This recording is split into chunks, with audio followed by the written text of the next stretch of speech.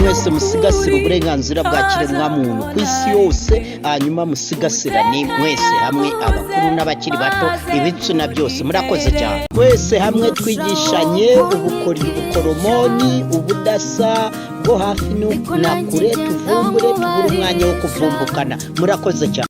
Vuga uti yitwa Imana yaremye ibiri ku isi, yaremye n'isi yose n'abantu bose. Byizeho cyane. Imana rero yiga umushinga, ikawutunganya, ikawunonosora, ikawushyira mu bikorwa, nawe ukabaho. Ni uguteza imbere imikino mu Rwanda, East Africa na Africa no ku isi yose, ku rwego mpuzamahanga, mpuzamakungu, kwegukana ibikombe n'icyubahiro mpuzamahanga. Mwese musigasira uburenganzira bwa kiremwamuntu ku isi yose, hanyuma musigasirane mwese hamwe, abakuru n'abakiri bato, ibitsina byose. Murakoze cyane. Amabuye y'agaciro ya Kongo barayacukuye mu ntambara z'ubushize, barayataba, ubu basubiyeyo kuyahiga bayazane.